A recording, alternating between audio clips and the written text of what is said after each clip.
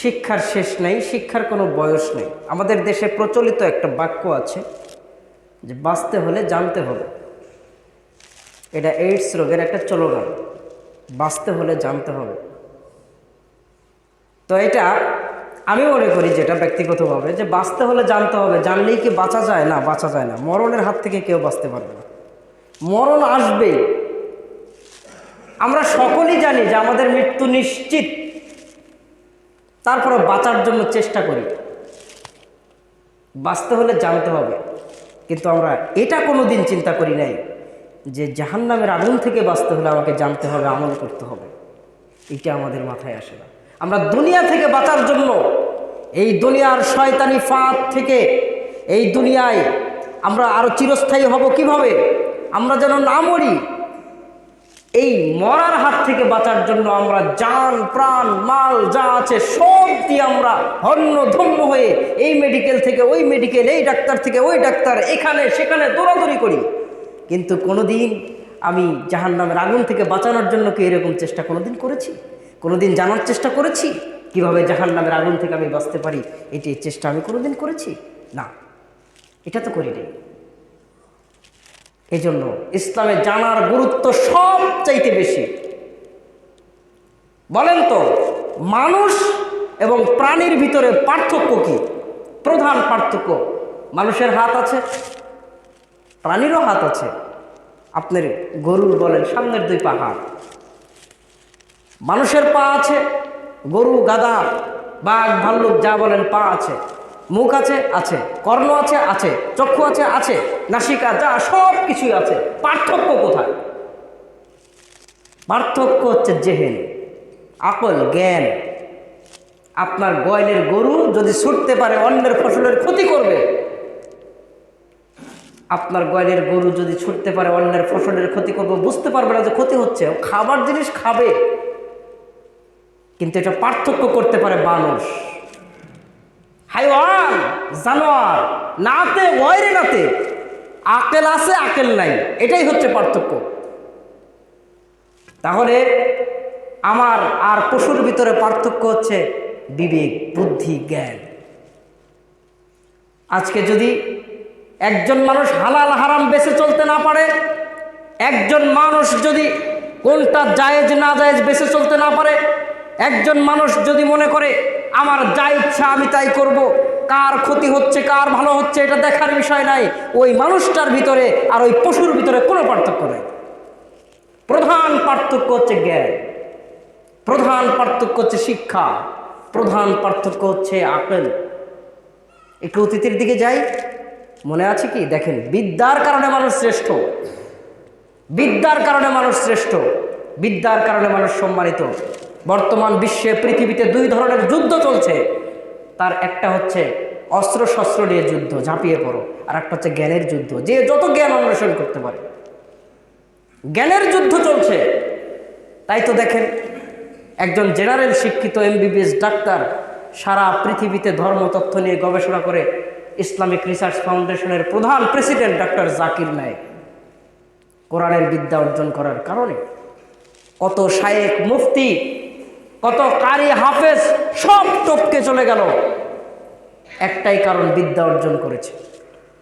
আমাকে আপনাকে সকলকে বিদ্যা অর্জন করতে হবে। মানুষ জ্ঞানের জন্য শ্রেষ্ঠ। এর প্রমাণ আমরা একটু অতীতের দিকে চলে যাই। হযরত আদম আলাইহিস সালামকে যখন সৃষ্টি করা হলো, আল্লাহ সুবহানাহু ওয়া তাআলা আদমকে শ্রেষ্ঠত্ব দান করেছেন কিসের মাধ্যমে? এই বিদ্যার মাধ্যমে। হযরত আদম আলাইহিস সালামকে যখন সৃষ্টি করা হলো, সৃষ্টির পর ফেরেশতা মণ্ডলী ইবলিস সকলকে সমবেত করা হলো। আজাজিল, তখন তো আজাজিল, সমবেত করা হলো, একটা মিটিং করা হলো, বৈঠক বসলো। আল্লাহ সুবহানাহু ওয়া তাআলা ওয়া আল্লামা আদম আল আসমাহা কুল্লাহা, আল্লাহ সুবহানাহু ওয়া তাআলা আদম আলাইহিস সালামকে সব শিক্ষা দিলেন। মনে নাই শিক্ষার গুরুত্ব? সব শিক্ষা দিলেন, আদি অন্ত বর্তমান ভবিষ্যৎ যা আছে সমস্ত কিছু শিক্ষা দিলেন হযরত আদম আলাইহিস সালামকে। এইবার আদম আলাইহিস সালামকে জিজ্ঞেস করলেন, বলো তো এটা কি? এটা ফ্যান, এটা কি লাঠি? দুনিয়ার আদি অন্ত যা আছে সমস্ত কিছুর নাম আল্লাহ শিক্ষা দিলেন। আসমাহা কুল্লু মা আসলাহ আসমাহা, সমস্ত কিছু আল্লাহ সুবহানাহু ওয়া তাআলা শিক্ষা দিয়েছেন আদম আলাইহিস সালামকে। এবার ফেরেশতাদেরকে জিজ্ঞেস করলেন, তোমরা বলো তো। না, আমরা তো জানি না। আল্লাহ, তুমি যা শিক্ষা দিয়েছো এর বাইরে আর আমরা কিছুই জানি না। আদম আলাইহিস সালামকে ধরার সাথে সাথে টপ টপ করে বলে দিচ্ছে, আজকে আমরা আদম সন্তান। হযরত আদম আলাইহিস সালাম জ্ঞানী। হযরত আদম আলাইহিস সালামকে সবচাইতে জ্ঞান দিয়ে আল্লাহ সুবহানাহু ওয়া তাআলা পাঠিয়েছেন। সেই জ্ঞানের সিলসিলায় আমরা জ্ঞানী। আর কত বড় পাণ্ডিত্য অর্জন করে আমরা আজকে নাস্তিক্যবাদীর সাথে তাল মিলাই।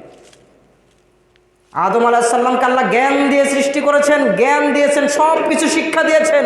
এবার ফেরেশতাদেরকে বললেন, দেখো তোমরা জানো না, আদম জানে, তাহলে কি উসজুদু লি আদম, সিজদা করো আদমকে। শিখানোর আগে কিন্তু সেজদা দিতে বলেন নাই, আগে শিখালেন, তারপরে এক্সাম হলো, পরীক্ষা হলো, দেখি কে ভাইবা বোর্ড ভেবে পরীক্ষা হলো, এই আদম বলো, এই ফেরেশতারা বলো, না আমরা পারি না। তো ভেবে বোর্ডে শিখে জ্ঞানের কারণে শ্রেষ্ঠত্ব হয়ে গেল। আর জ্ঞানের কারণে যখন শ্রেষ্ঠত্ব অর্জন করলেন, তখনই আল্লাহ বললেন উসজুদু লি আদম, এই আদমকে সেজদা করো। ফাসজুদু, সবাই সেজদা করলো, ইল্লা ইবলিস, ইবলিস ব্যতীত। আমরা ইতিহাস জানি, শুধু একটু একটু মগজে ঢুকিয়ে দিলাম যে আদম আলাইহিস সালাম শ্রেষ্ঠত্ব অর্জন করেছেন বিদ্যার কারণে। তাহলে আমাদেরকে শিখতে হবে, আমাদেরকে জানতে হবে। আজকে আমাদের জানার বড় অভাব রয়েছে, আমাদের জানার অনেক ঘাটতি রয়েছে। আমরা মুসলমানের ঘরে জন্মগ্রহণ করেছি, নামের আগে একটা মুহাম্মদ লাগাইছি, হয়ে গেছে। কিন্তু আর কি কিছু দায়িত্ব আছে আমাদের কোনো দায়িত্ব আছে? আমরা তো সবাই এই দুনিয়াতে, দেখেন মুহাম্মদ সাল্লাল্লাহু আলাইহি সাল্লাম আজ থেকে প্রায় 1450 বছর আগে জন্মগ্রহণ করে আরবের জাহেলিয়াতকে দূর করেছেন। কিসের মাধ্যমে? আমাদের চিন্তা করতে হবে। রাসূল সাল্লাল্লাহু আলাইহি ওয়াসাল্লাম যখন জাহেলিয়াত, অজ্ঞতা, মূর্খতা, এই জাহেলি সমাজকে কিভাবে আলোকিত করা যায়, আল্লাহর নবী সাল্লাল্লাহু আলাইহি সাল্লাম চিন্তা মগ্ন অবস্থায় রয়েছেন। জাহেলিয়াতকে কিভাবে দূর করা যায়? আমরাও তো চিন্তাশীল, আমরা চিন্তা করি। চিন্তামুক্ত কোনো মানুষ নাই। কারোর চিন্তা আরো টাকা পয়সা হবে কিভাবে, কারোর চিন্তা সংসার সুখের হবে কিভাবে, কারোর চিন্তা আমার ছেলে চাকরি পাবে কখন, কারোর বিভিন্ন চিন্তা। আমরা দুনিয়ায় ব্যস্ত, কিন্তু সমস্ত চিন্তার অবসান দিতে পারে একমাত্র পবিত্র কোরআন। আমরা কোরআনের শিক্ষা, এই জন্য আল্লাহ নবী সাল্লাল্লাহু আলাইহি ওয়াসাল্লাম বলেছেন, তালাবুল ইলমি ফারিদাতুন আলা কুল্লি মুসলিম, প্রত্যেক মুসলমান নর নারীর জন্য ইলমে দ্বীন, শিক্ষা অর্জন করা ফরজ। এখন আমরা এই ফরজটাকে কিভাবে মানি বলেন দেখি? এই যে হাদিস, একটা শিশু শ্রেণীর ছাত্র মক্তবে পড়ে, সে ছাত্রটা যখন 10টা হাদিস মুখস্থ করে, ওই হাদিসের ভিতরে এই একটা হাদিস আছে যে তালাবুল ইলমি ফারিদাতুন আলা কুল্লি মুসলিম, প্রত্যেক মুসলমান নর নারীর জন্য ইলমে দ্বীন অর্জন করা, শিক্ষা অর্জন করা ফরজ।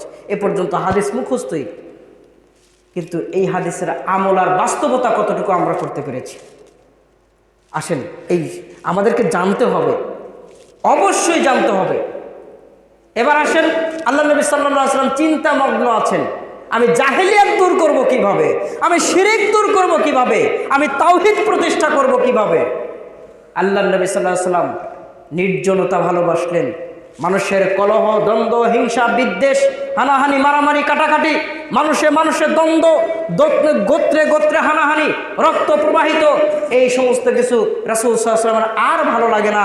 তাই তো আল্লাহ নবী সাল্লাল্লাহু আলাইহি ওয়াসাল্লাম মানুষ, লোকালয়, বাসগৃহ সব কিছু ছেড়ে হেরা গুহায় ধ্যান করলেন, চিন্তামগ্ন অবস্থায় রয়েছেন। সম্মানিত উপস্থিতি, রাসূল সাল্লাল্লাহু আলাইহি ওয়াসাল্লাম চিন্তামগ্ন অবস্থায়, আমি আপনি চিন্তামগ্ন অবস্থায়, করণীয় কি? সবাই চিন্তিত, সুখে কেউ নাই, কেউ সুখে নাই। টাকাওয়ালা সুখে নাই, দরিদ্র মানুষও সুখে নাই, কেউ সুখে নাই। হয় চাকরির ক্ষেত্রে, নয় ব্যবসায়িক ক্ষেত্রে, নয় সংসার পরিচালনার ক্ষেত্রে, নয় সাংসারিক ক্ষেত্রে, কোথাও কেউ আজ সুখে নাই। তো চিন্তা সকলের মাথায়। অবসান কোথা থেকে আসে? আমাদের অবসান নিতে হবে রাসূল সাল্লাল্লাহু আলাইহি ওয়াসাল্লামের জীবনী থেকে। তাই তো সেখান থেকে কিছুটুক শিক্ষা দেওয়ার চেষ্টা করছি। আল্লাহ নবী সাল্লাল্লাহু আলাইহি ওয়াসাল্লাম চিন্তামগ্ন অবস্থায় রয়েছেন। একমতো অবস্থায় জিবরিল আমিন আগমন করলেন।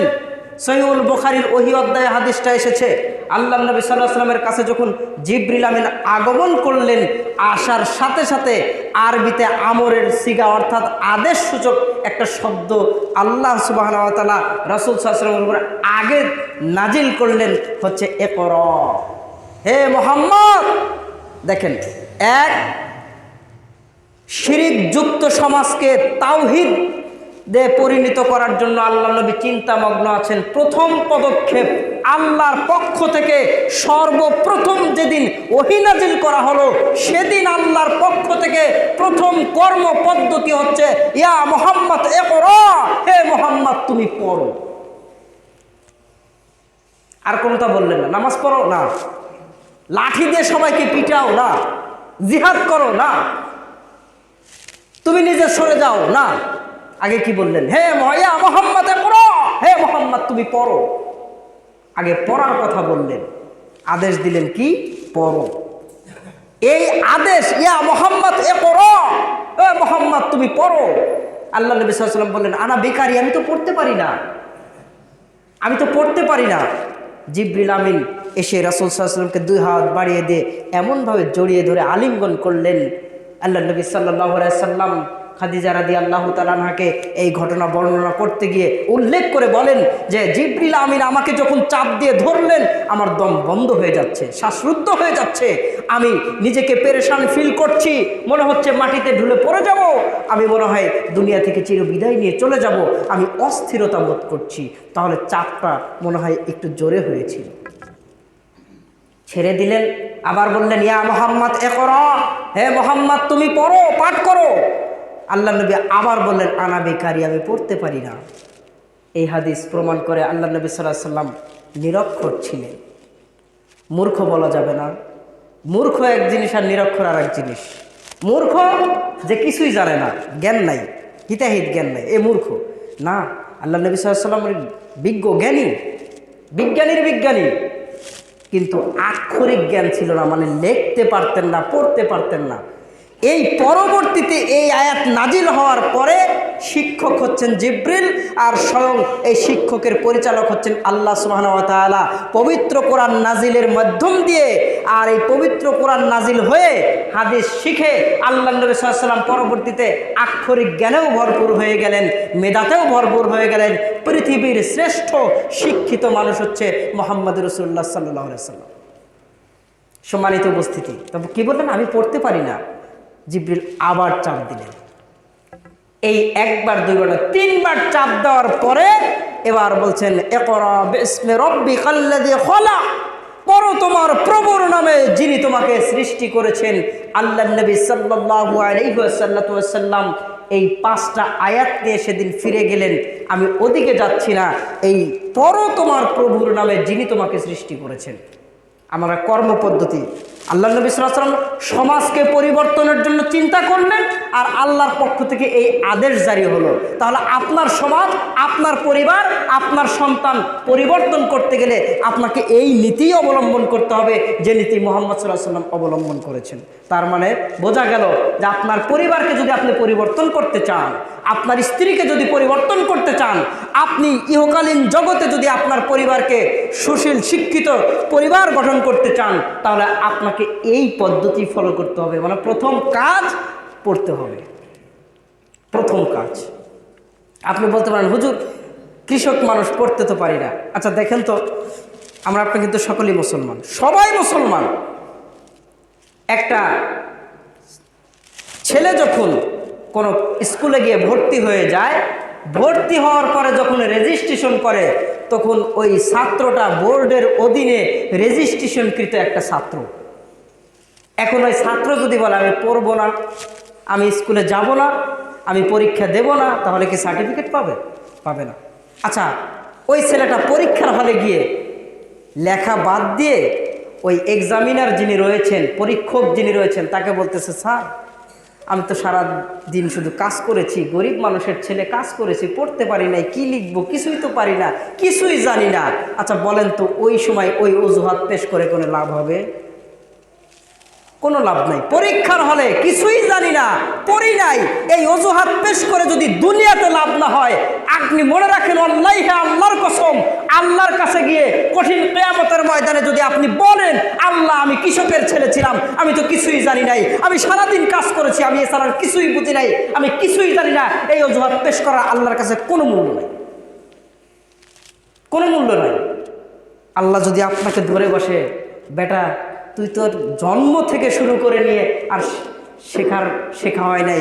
এমন তো মানুষ নাই যে মায়ের গর্ভে থেকে শিখে এসেছে, তাই কি? তা তো নয়। বেটা তুমি গাড়ি চালানো শিখেছো, 2.5 লক্ষ টাকা দিয়ে মোটর সাইকেল কিনে সেটা চালানোর প্রয়োজন মনে করেছো যে আমাকে শিখতে হবে, আর ওই 30 কোটি টাকা দিয়ে একটা প্রাইভেট কার কিনে সেটাও মনে করেছো আমাকে 5,000 টাকা খরচ করে শিখতে হবে।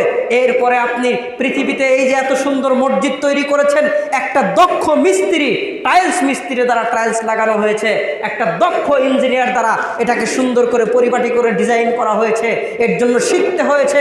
সুতরাং প্রত্যেকটা মানুষকে দৈনন্দিন জীবনে চলার জন্য, বেঁচে থাকার জন্য যদি শেখার প্রয়োজন হয়, তাহলে প্রত্যেকটা মানুষকে জাহান্নামের আগুন থেকে বাঁচার জন্য, কিয়ামতের দিন আযাব থেকে বাঁচার জন্য, কবরের আযাব থেকে বাঁচার জন্য প্রত্যেকটা মানুষকে ওভাবেই শিখতে হবে।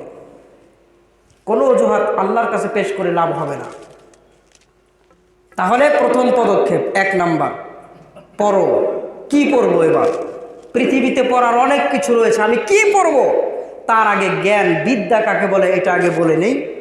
আপনি যদি এইচএসসির ইসলাম শিক্ষা বইটা খোলেন, সেখানে আলফ্রেড, প্লেটো, সক্রেটিস, যারা বিভিন্ন বিদ্বান মানুষ রয়েছেন, এই বিদ্বানগুলা ইসলামী শিক্ষার একটা সংজ্ঞা সেট করেছেন।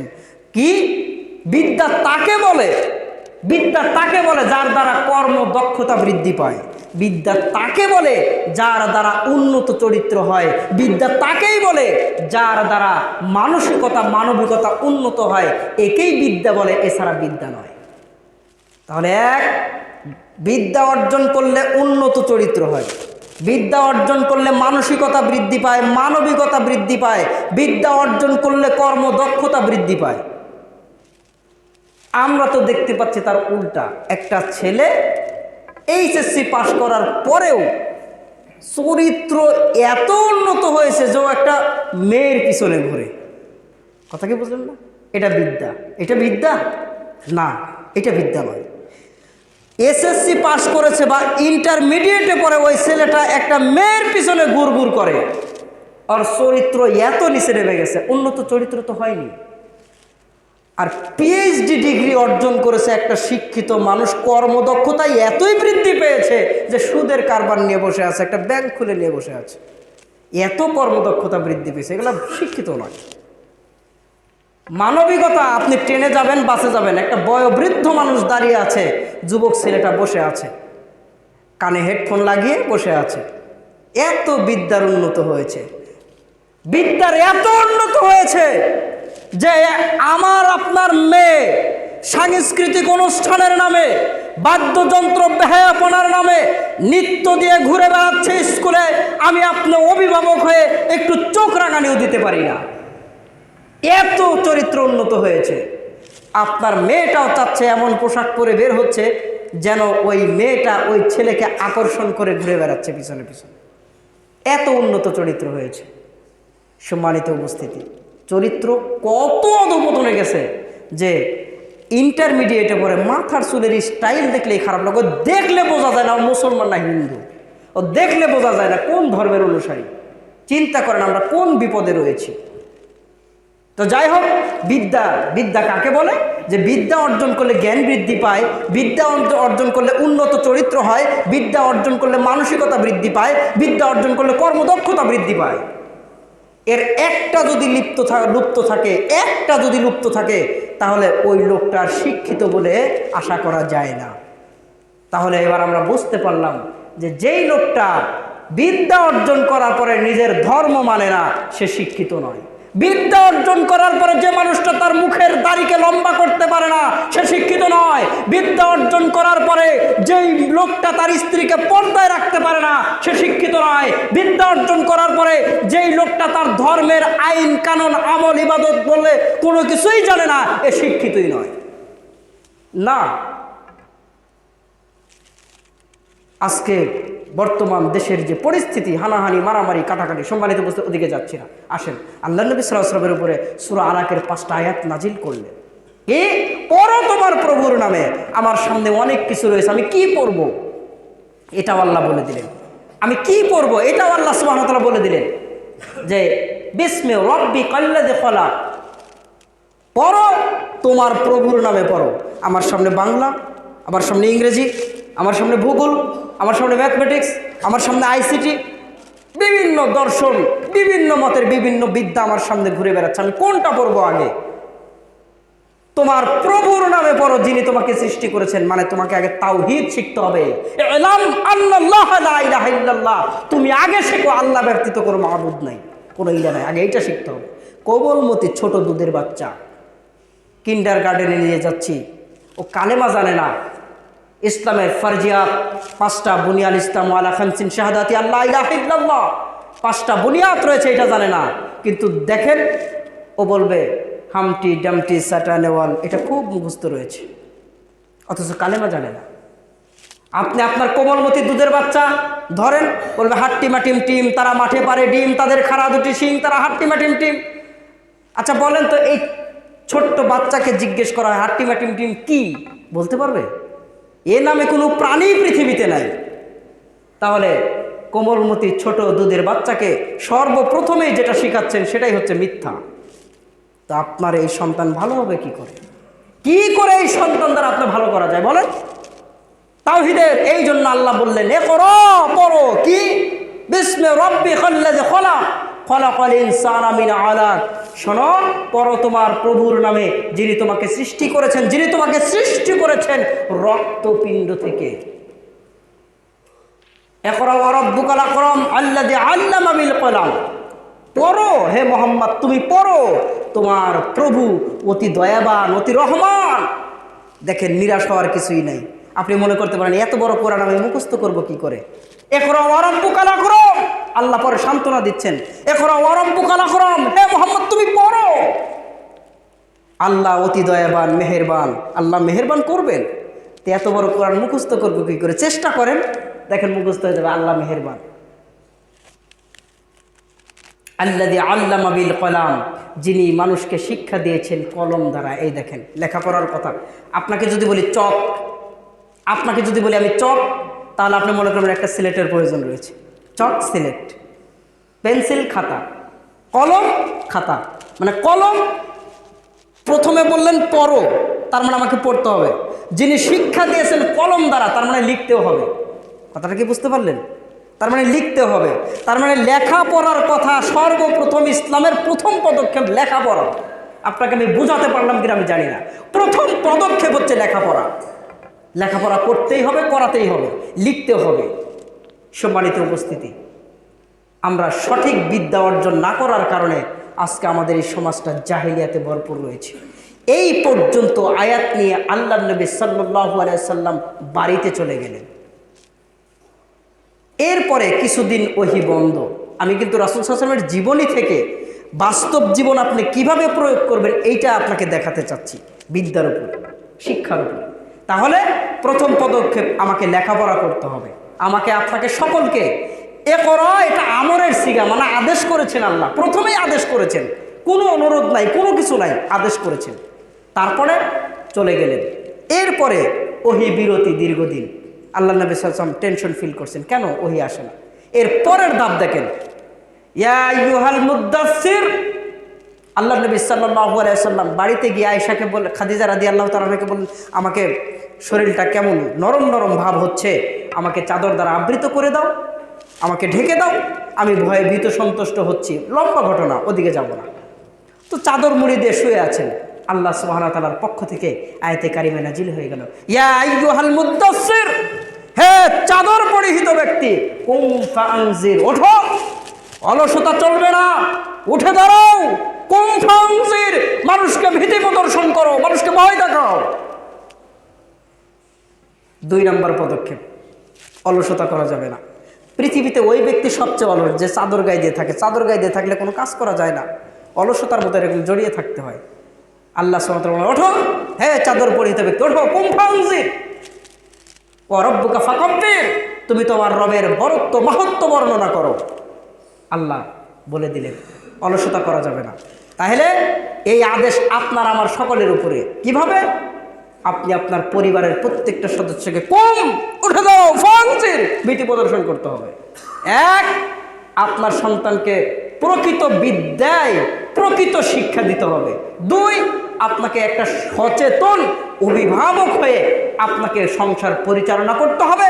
আপনার সন্তান, আপনার স্ত্রী, আপনার মেয়েকে কঠোরভাবে আল্লাহর ভয় দেখাতে হবে। কুমফা আউজির, ওঠো, ভয় দেখাও।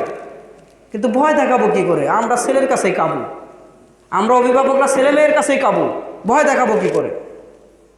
সম্মানিত উপস্থিতি, এই হচ্ছে আমাদের বাস্তব পরিস্থিতি। আল্লাহ সুবহানাহু ওয়া তাআলা শিক্ষার ব্যাপারে যথেষ্ট পরিমাণ উৎসাহিত করেছেন, উজ্জীবিত করেছেন।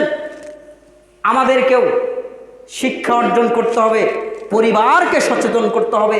আমাদের চোখের দৃষ্টিতে বর্তমানে যে বিদ্যা, যে শিক্ষা দেখতে পাচ্ছে, এটা প্রকৃত শিক্ষা নয়, এটা প্রকৃত বিদ্যা নয়।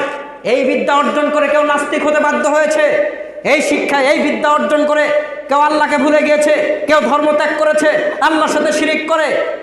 এই বিদ্যা অর্জন করে শুনুন, আপনার সন্তান যদি এই বিদ্যা অর্জন করে যদি আপনার সন্তান নাস্তিক হয়ে যায়, এই দায়ভার আপনাকে নিতে হবে। আপনি কেন সঠিক শিক্ষা দিতে পারেননি?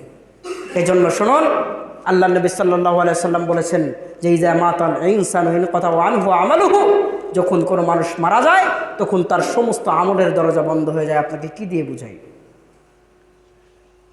যখন কোনো মানুষ মৃত্যুবরণ করে ওই মুহূর্তে ওই মানুষটার সমস্ত আমলের দরজা বন্ধ হয়ে যায়। ব্যবসা বাণিজ্য, সালাত, সিয়াম, হজ, যাকাত, বিভিন্ন লেনাদেনা, কথাবার্তা, সমস্ত ভাব আমল সব ওই ব্যক্তি আর করতে পারে না, সব কিছু বিলুপ্ত হয়ে যায়। ইল্লা মিন সালাসাতিন সাদকাতিন জারিয়াতিন, কেবলমাত্র 3টা আমল চালু থাকে, তার সবগুলাই হচ্ছে সাদকায়ে জারিয়া, সবগুলাই সাদকায়ে জারিয়া। তার একটা হচ্ছে আপনার নেক সন্তান, সুসন্তান। আপনার সন্তান যদি উপকারী বিদ্যা অর্জন করে আপনি যদি রেখে যেতে পারেন, তাহলে আপনার সন্তান যতদিন আমল করবে এতদিন পর্যন্ত আপনি আপনার এই সন্তানের ভালোর প্রতিক্রিয়া কবরে শুয়ে শুয়ে পেতে থাকবেন। এই চিন্তা আমাদের হয় না, এই চিন্তা আমাদের কারোরই হয় না। আপনাকে কি দিয়ে বুঝাই? সমাজটা আমরা কিভাবে ইসলামকে বোঝার চেষ্টা করি, কিভাবে জানার চেষ্টা করি? আল্লাহ নবী সাল্লাল্লাহু আলাইহি সাল্লাম বলেছেন যে তোমার সন্তানের বয়স যখন উমরু আওলাদুকুম 70 সিনিন, তোমার সন্তানের বয়স যখন 7 বছর হয় তখন তাকে আদর করে বলো, বাবা চলো মসজিদে যাই, বাবা চলো মসজিদে যাই, আমুরে চলো মসজিদে যাই, আদর করে বলতে হয়। আর ওয়াজিরবুহুম আশারা ওয়াবনা আশারা সিনিন, যখন তোমার সন্তানের বয়স 10 বছর হয় তখন প্রহার করতে হবে। এই একটা হাদিস পালন করেন, দেখেন আপনার সন্তান কাউকে জীবনে কোনোদিন ইফটিজিং করতে পারবে না। আজকে বিদ্যার বড় অভাব রয়েছে, যার কারণে ইফটিজিং করে। আজকে বিদ্যার বড় অভাব রয়েছে, এই জন্য আপনার সন্তান ব্রাজিল আর আর্জেন্টিনার পতাকা নিয়ে লক্ষ লক্ষ টাকা খরচ করছে বাংলাদেশে। ইসলামের পথে তারা আসতে চাচ্ছে না। নামাজে মানুষকে ডেকে পাওয়া যায় না, অথচ সিনেমার হলে ভিড়, টিভির পর্দার সামনে ভিড়, খেলার পর্দার সামনে হাজার হাজার ছেলেরা তাদের ভবিষ্যৎকে নষ্ট করে দিচ্ছে। আমরা অভিভাবক হয়ে একটা ধমকও দিতে পারছি না। কারণ কি? এর কারণ কি? আল্লাহ নবী সাল্লাল্লাহু আলাইহি সাল্লাম বলেছেন সালাসা লা ইয়াদখুলুনাল জান্নাতা আবাদান। আল্লাহর কসম করে বলছি, হাদিসটা একটু ভালো করে শুনুন। আল্লাহ নবী সাল্লাল্লাহু আলাইহি সাল্লাম বলেছেন সালাসা লা ইয়াদখুলুনাল জান্নাতা আবাদান, 3 শ্রেণীর মানুষ রয়েছে, এরা কোনোদিন জান্নাতে যেতে পারবে না। তার 1 নাম্বার হচ্ছে মুদমিনুল খামর, যারা নিয়মিত বিড়ি, সিগারেট, জর্দা, গুলি, ইয়াবা, হিরোইন, ফেন্সিডিল নেশাদার দ্রব্য পান করে, এরা কোনোদিন জান্নাতে যেতে পারবে না। 2 নম্বরে দায়ুস, দায়ুস ব্যক্তি কোনোদিন জান্নাতে যেতে পারবে না। তার দায়ুসকে আমরা দায়ুস তখন খুঁজি, কে আছে দায়ুস? আমি তো নামাজ পড়ি, দায়ুসকে? আমার তো দাঁড়িয়ে আছে, তাহলে দায়ুসকে? দায়ুসকে? দায়ুস আমরা চিনি না। আপনি বাড়িতে যাবেন, আজকে বাড়িতে গিয়ে দেখবেন আপনার মেয়ের বাম হাতের নখগুলো বড় বড় রয়েছে, আপনি 1 নম্বরের দায়ুস। দায়ুস চেনেন না? আপনি বাড়িতে যান, আপনার সন্তানের দিকে তাকান, আপনার সন্তানের চেহারার দিকে তাকালে আবু জেহেলের প্রতিচ্ছবি ভাসে, আপনার সন্তানের চেহারার দিকে তাকালে শয়তানের প্রতিচ্ছবি ভাসে। কেন? আপনি তো একজন মুসলিম পরিবারের অভিভাবক, আপনি একজন মুসলিম পরিবারের গার্জিয়ান। আপনার সন্তানের মুখের দিকে তাকালে রাসূল সাল্লাল্লাহু আলাইহি ওয়াসাল্লামের প্রতিচ্ছবি কেন ভাসে না? আপনার সন্তানের মুখের দিকে তাকালে কেন ওমরের প্রতিচ্ছবি ভাসে না? আপনার সন্তানের মুখের দিকে তাকালে কেন আবু বকরের প্রতিচ্ছবি ভাসে না? কেন আবু জেহেলের প্রতিচ্ছবি ভাসে আপনার সন্তানের মুখে? আপনার সন্তানের মাথার চুলের স্টাইলে হয়তো নেইমার, নয়তো কাকা, নয়তো মেসি। আল্লাহ নবী সাল্লাল্লাহু আলাইহি সাল্লাম বলেছেন মান তাশাব্বাহা বিকাউমিন ফাহুয়া মিনহু, যে কওমের অনুসরণ করবে, কিয়ামতের দিন তার দলভুক্ত হয়ে তাকে উঠতে হবে। আমরা শুনি নাই হাদিস? পালন করি কিভাবে? আমরা দায়ুস চিনি না, রহ দায়ুস। আজকে স্বামী স্ত্রী হয়ে স্বামীকে ডন্ট কেয়ার, মানি না, না আমার মতো আমি চলছি। ইসলাম পরিবার, মুসলিম পরিবার কোত্থেকে তৈরি হবে বলেন? আমরা কে কত চেষ্টা করি। আল্লাহ সুবহানাহু ওয়া তাআলা বলে দিয়েছেন, আল্লাহর নবীর মাধ্যম দিয়ে বলে দিয়েছেন যে তুমি নিজে বাঁচো আর তোমার আহাল পরিবার বর্গকে বাঁচাও। আমরা বাঁচাও বুঝি না। ঢাকার দিকে লক্ষ্য করে দেখেন, কিছুদিন আগে যে ট্রাপকো কোম্পানিতে যা অগ্নিকাণ্ড হয়ে গেল, সেখানে যে সমস্ত লোকগুলো আবদ্ধ ছিল এরা বাঁচার জন্য চেষ্টা করেছে। এরা বাঁচবে কি করে, বাঁচার জন্য চেষ্টা করেছে। গহীন সমুদ্রের একটা জাহাজ যদি তলাতে যায়, ওই লোকগুলা বাঁচার জন্য কেমন চেষ্টা করবে আপনি চিন্তা করেন। আল্লাহর নবী বললেন কু আনফুসাকুম ওয়া আহলিকুম নারা, মানে আমরা সবাই বিপদগ্রস্ত, আমরা সবাই জাহান্নামী, কেবল বাঁচতে হবে আমাদেরকে, জাহান্নামের আগুন থেকে বাঁচতে হবে। কিভাবে বাঁচবো সে চেষ্টা আমাদের নাই। তো দায়ুস আমরা চিনি না। দায়ুস কাকে বলে? দায়ুস জান্নাতে যাবে না। তো দায়ুস কাকে বলে? আপনার মেয়ে যেই প্রতিষ্ঠানে লেখাপড়া করে, এই প্রতিষ্ঠানের প্রিন্সিপাল বলে দিয়েছে তুমি যদি কাল থেকে বোরকা পরে আসো তাহলে তোমাকে আর পড়াবো না। আপনার মেয়েকে কি করে দিলেন? একটা স্কুল ড্রেস বা কলেজ ড্রেস ইউনিফর্ম বানিয়ে দিলেন, ও অহরহ যাচ্ছে। কেন? আপনাকে যদি জিজ্ঞেস করি আপনার মেয়ের পর্দা কই, বলো ইমাম সাহেব আর বলিয়েন না, এমন কলেজে ভর্তি করে দিয়েছি এই কলেজে বোরকা পরে যেতে দেয় না। আপনি কেমন অভিভাবক? মেয়েকে মূর্খ করে ঘরে বসা রাখবো, তবু এই সমস্ত জাহেলি বিদ্যালয়ে পড়াবো না, যেই বিদ্যালয়ে বলে বোরকা পরা নিষেধ, পড়াবো না, প্রয়োজন নেই। কি দিয়ে বুঝাই ইসলামী পরিবার কি দিয়ে হতে পারে? ইসলামী পরিবারের জন্য আমরা কি দায়িত্ব পালন করেছি?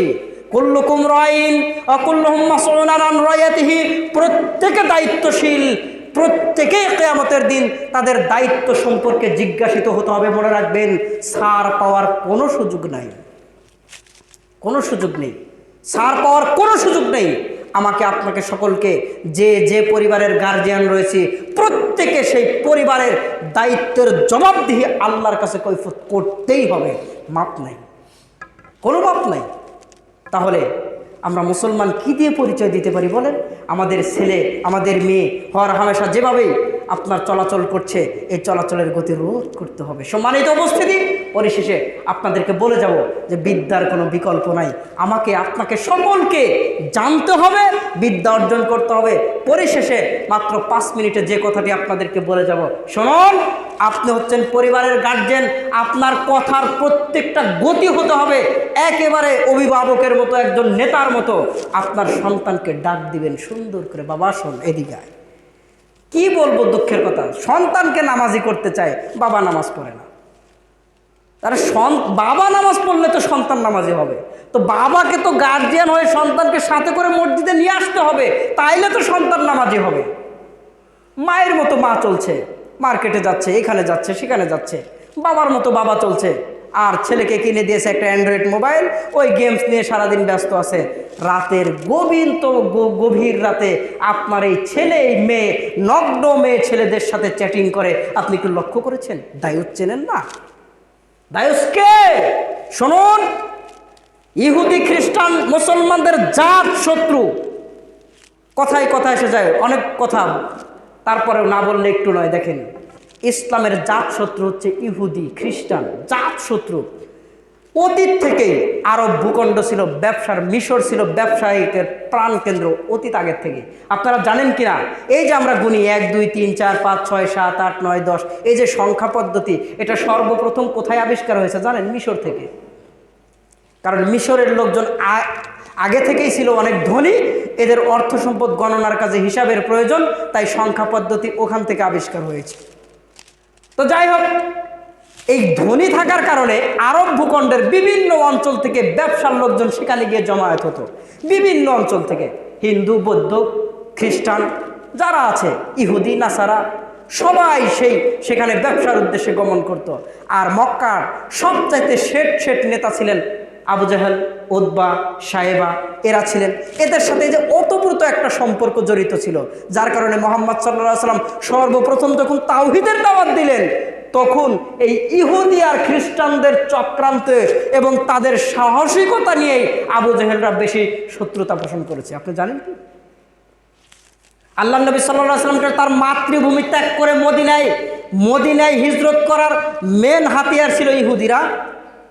এরপরে আপনার কি বলে, আল্লাহ নবী সাল্লাল্লাহু আলাইহি সাল্লাম মৃত্যুবরণ করার পরে রাসূল সাল্লাল্লাহু আলাইহি সাল্লামের লাশ চুরি হওয়ার যে ঘটনা ঐতিহাসিকভাবে প্রমাণ রয়েছে, এতেও জড়িত ছিল ইহুদিরা। আপনি জানেন কি? এরপরে রাসূল সাল্লাল্লাহু আলাইহি সাল্লামের মৃত্যুর পরে আবু বকর সিদ্দিক রাদিয়াল্লাহু তাআলা আনহু যখন খলিফাতের মসনদে বসলেন, ওমর ফারুক রাদিয়াল্লাহু তাআলা আনহুকে যে হত্যা করা হলো, এরপরে ওসমান রাদিয়াল্লাহু তাআলা আনহুর সাথে এই যে ইসলামের একটা বিশাল মতবিরোধ আর যুদ্ধ, এর একমাত্র কারণ হচ্ছে ইহুদিরা। আপনি জানেন? আর আজকে আমরা কপাল পোড়া মুসলমান, আমাদের সন্তান হয়ে ওই ইহুদিদের ফ্ল্যাগ বুকে নিয়ে ঘুরে বেড়াচ্ছে। এর সে কপাল পোড়া হয়? ইসলামের পতাকার মানকে খর্ব করে দেওয়া হয়েছে। আপনি ইহুদি আর খ্রিস্টানদের পিছনে একটা টাকা ব্যয় করতে পারবেন না।